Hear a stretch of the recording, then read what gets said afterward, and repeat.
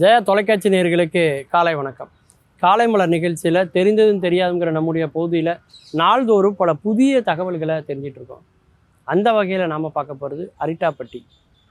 அரிட்டாப்பட்டியை பற்றி இன்றைக்கி தமிழ்நாடே பேசிகிட்டு இருக்கு, இந்தியாவே பேசிகிட்டு இருக்கு. ஆனால் அதை பற்றி நாம் பேச போகிறதில்ல. அரிட்டாப்பட்டியை பற்றி தெரியாத பல விஷயத்தை பற்றி தான் இன்றைக்கி நம்ம சொல்ல போகிறோம். இது அரிட்டாப்பட்டி பார்த்திங்கன்னா மதுரையிலிருந்து மேலூர் போகிற பாதையில் 20 கிலோமீட்டரில் இருக்குது இந்த அரிட்டாப்பட்டி. இதனுடைய சிறப்பு என்ன அப்படின்னு பார்த்தீங்கன்னா, தமிழகத்தினுடைய முதல் பல்லுயிர் பாரம்பரிய தலம் எது அப்படின்னா இந்த அரிட்டாப்பட்டி தான். இது நிறைய பேருக்கு தெரியாத ஒரு தகவல்.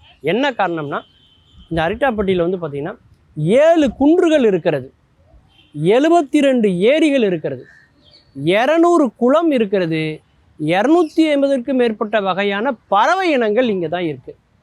அப்படிப்பட்ட அற்புதமான ஒரு உயிர் சூழல் மண்டலம் நிலவக்கூடிய இடம் தான் இந்த அரிட்டாப்பட்டி. அதை விட 3500 ஆண்டுகள் பழமையான ஒரு கற்படுக்கை இங்கே இருக்குது.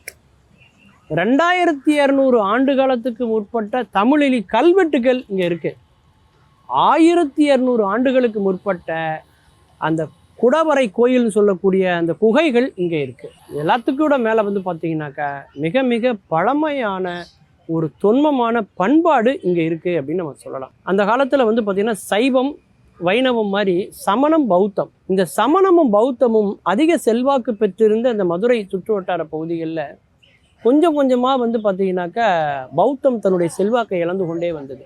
ஆனால் அப்போது சமணம் இன்னைக்கு வரைக்கும் அதனுடைய தன்மைகளை நம்ம அங்கே பார்க்க முடியும்.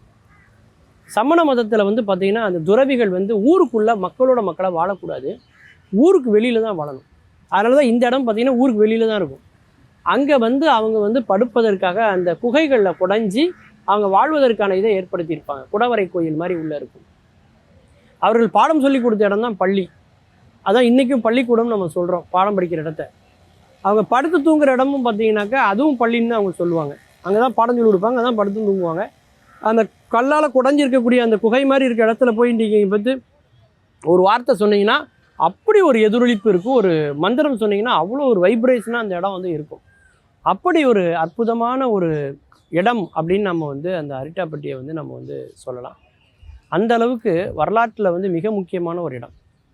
இதை யார் உருவாக்கின இந்த ஊருக்கு, ஏன் இப்படி ஒரு பேர் வந்தது அப்படின்னு பார்த்தீங்கன்னா, அதாவது இலங்கையில் உள்ள சில புத்த மத துறவிகள் அவங்களையும் பார்க்கும்போது, இலங்கையில் கிடைக்கிற கல்வெட்டுகளை பார்க்கும்போது, இலங்கையில் உள்ள குடவரை கோயிலை பார்க்கும்பொழுது அரிட்டாப்பட்டியில் இருப்பதை போல எல்லாமே ஒத்து போகும்படியாக இருக்கிறது என்று இன்றைக்கு கல்வெட்டு ஆராய்ச்சியாளர்கள் சொல்கிறாங்க. மயிலை சீனி வேங்கடசாமி அவர்களும் இதை பற்றி நிறைய தன்னுடைய கருத்துக்களை அவர் பதிவு செஞ்சிருக்கார். இலங்கையிலிருந்து புத்த மதத்தை பரப்ப வேண்டும் என்பதற்காக அரிட்டா சீடர், அரிட்டா சித்தர் என்று சொல்லக்கூடிய ஒரு ஞானி இங்கே வந்ததாகவும், அவருடைய நினைவாகத்தான் இந்த இடத்துக்கு அரிட்டாப்பட்டி அப்படின்னு பெயர் வந்ததாகவும் செவிவழி செய்திகளாக அங்கே சொல்லப்படுது.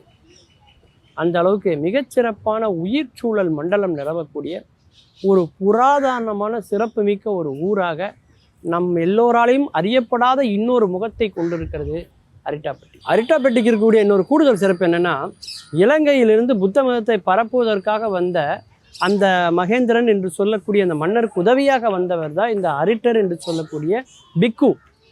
இந்த அரிட்டர் என்று சொல்லக்கூடிய இந்த பிக்கு அவருடைய சீடர்களோட தங்கியிருந்த இடம். அதனால் இதுக்கு அரிட்டாப்பட்டி என்று பெயர். அது மட்டும் இல்லாமல் 30-40 நாட்களுக்கு உணவு எதுவுமே அருந்தாமல் தண்ணீர் குடிக்காமல் உயிர் துறந்தார் அப்படிங்கிற செய்தி இங்கே சொல்லப்படுது. அது புத்த பிட்சுகளுக்கே உரிய வழக்கம். முதுமையில் யாருக்கும் தொந்தரவு கொடுக்காம அவர்கள் உயிரை அவர்களே மாய்த்து கொள்வார்கள். அப்படி அவர் இங்கிருந்து உயிர் துறந்தார்ங்கிற செய்தி திருப்பரங்குன்றத்தில் உள்ள ஒரு கல்வெட்டில் இது சொல்லப்பட்டிருக்கு. அது மட்டும் இல்லாமல் 17ஆம் நூற்றாண்டில் நம்முடைய திருமலை நாயக்கர் மன்னர் அரிட்டாப்பட்டியை நோக்கி படையெடுத்து வந்ததாகவும், இவர் வருவதை குன்றின் மேலில் இருந்து கொண்டு ஒருவர் தெரிந்து கொண்டு அவர் சத்தமாக முரசு அரைத்து சொன்னதுனால அந்த ஊர் மக்கள் தங்களுடைய உடைமைகளையும் தங்களுடைய கால்நடைகளையும் காப்பாற்றி கொண்டு போய்விட்டார்கள். இதனால் ஏமாற்றம் அடைந்த திருமலை நாயக்கர் என்ன பண்ணியிருக்காரு, அவர் மேலே இருக்கட்டும் கீழே இறங்கி வர முடியாத அளவுக்கு அந்த ஏணியை எடுத்துட்டதாகவும், மேலே இருந்து உயிர் துறந்தார், அவரும் சாப்பிட்றதுக்கு வழி இல்லாமல் கீழே இறங்கி வர வழி இல்லாமல் இறந்து போயிருக்காரு, அவர் குடும்பம் மன்னர்கிட்ட முறையிட்டு இருக்காங்க, அவர் தான் எங்களுக்கு ஒரே ஆதாரம், அவர் இறந்துட்டார்னோடனே அந்த அரிட்டாப்பட்டி சுற்றி உள்ள பகுதிகள் எல்லா வீட்டிலுமே பிறப்பு இறப்பு திருமணம் எந்த நல்லது எது நடந்தாலும் அவங்கக்கிட்ட போய் நீங்கள் பணம் கேட்டு வாங்கிக்கலாம், அதுக்கு உங்களுக்கு நான் உத்தரவு கொடுக்குறேன்னு சொல்லி அவர்களுக்கு வழங்கிய பட்டயம் ஒன்றும் இன்றைக்கும் அந்த பகுதிகளில் கிடைச்சிருக்கு. அந்த அளவுக்கு வந்து ஒரு தமிழகத்தினுடைய மிக முக்கியமான ஒரு இடமாக அரிட்டாப்பட்டி இன்றைக்கும் பார்க்கப்படுகிறது. மீண்டும் பல புதிய தகவல்களோடு அதில் அறியப்படாத பக்கங்களோடு உங்களை சந்திக்கிறேன். நன்றி, வணக்கம்.